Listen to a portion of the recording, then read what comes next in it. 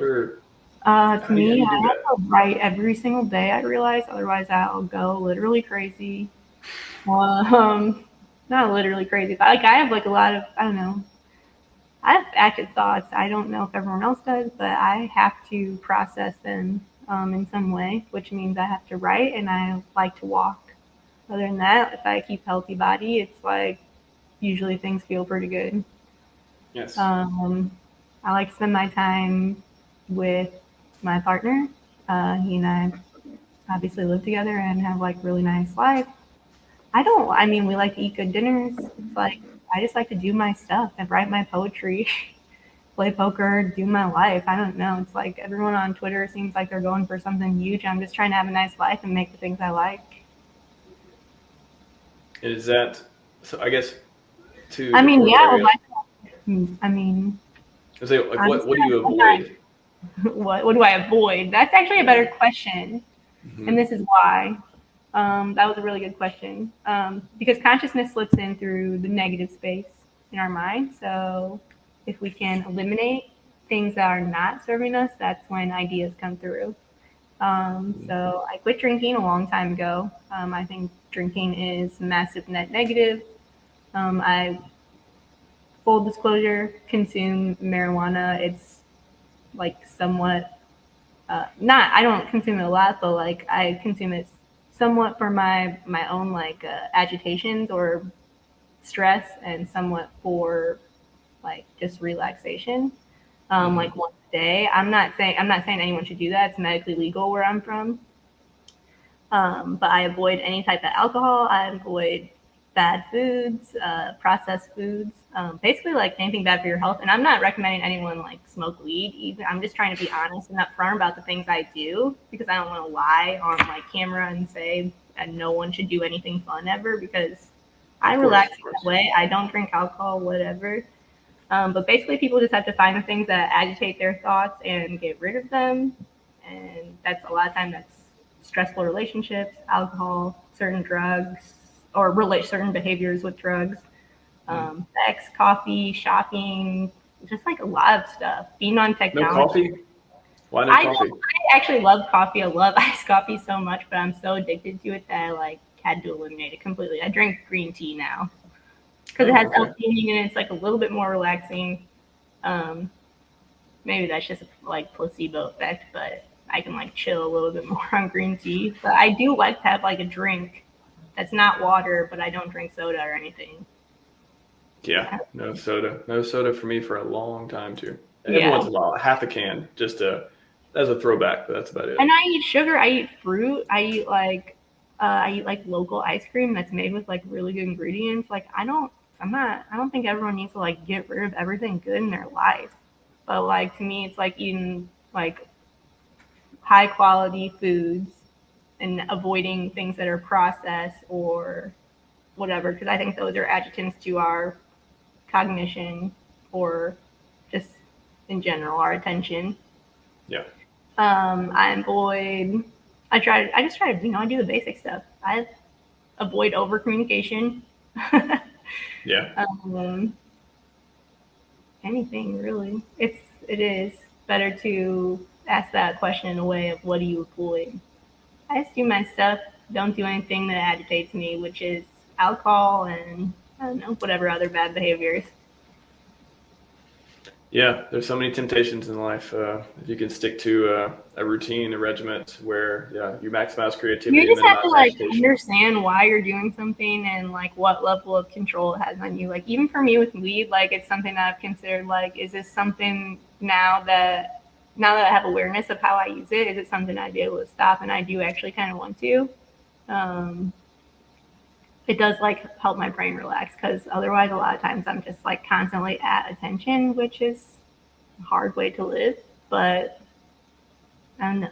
There are ways to overcome that if you're willing to put in the work. So like I said, it's about knowing like your relationship with a thing. And this is coming from someone who's been sober, because I have alcohol problem. I've been sober now for about 4 years. Actually, my 4 year sober anniversary was 2 days ago, and I missed it. Oh, um, oh, congrats. Thanks. Sorry, I didn't know. Wasn't expecting to really get into this, but like I said, it's about understand your relationship with like whatever habit or behavior you're doing and what story you're telling yourself about that. And if you're satisfied with it and the other people that you have an effect on seem to be satisfied with it too, then it's fine. But if not, it's probably something you should change. Yeah, I'm trying to think we'll wrap up here in a few minutes though, but I wanted to ask to a couple of things we talked about last time too. Self-sabotage. You just kind of explain self-sabotage to people? Yeah, self-sabotage is something that I think we all know, and that's because it's something that's part of all of us. It's relating to the potential I was talking about earlier that I believe we all have. Any misdirected potential is kind of gonna like boil over into annoyance or agitation. And I think a lot of times when people are experiencing those things in their life, like kind of being annoyed with other people or seeing the world in a bad way or whatever, it's kind of a reflection of their own self-sabotage. A lot of times because they don't have action queued up for themselves about like how to move forward, basically. So it's like if you're not occupied, we're pattern spotters or pattern.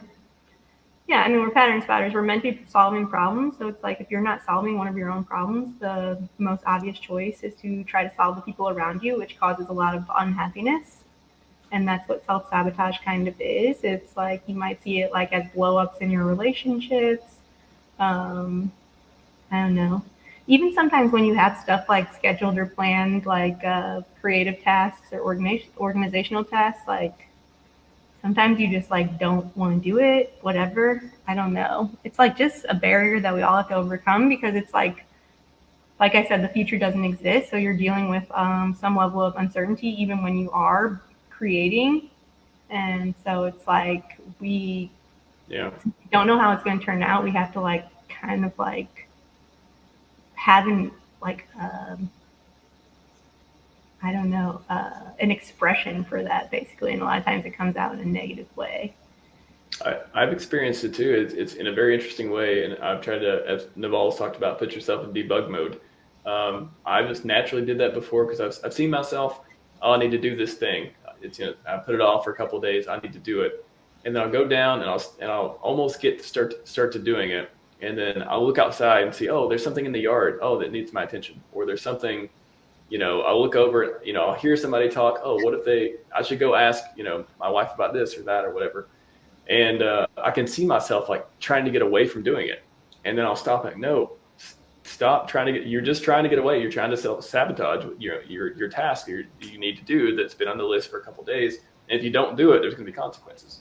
So It's so funny. I can see myself, kind of, as Naval talks about, put yourself in debug mode, watch your actions, see if you are self-sabotaging, see if you're doing what it is like a fine line between, because sometimes like boredom can be considered self-sabotage or procrastination, but a lot of times I think those periods are telling us something or can be like leveraged as creative processing times too, as long as you're not just spending them on your phone like scrolling through technology. Like it's okay to not always be like on and do every single thing on your to-do list like immediately. Like it's okay to just like chill out sometimes. It's just like about knowing when you are doing it as an avoidant and when you're slipping away from your momentum, and when you're just kind of like enjoying some peace. Yes, knowing the difference between the two, so important.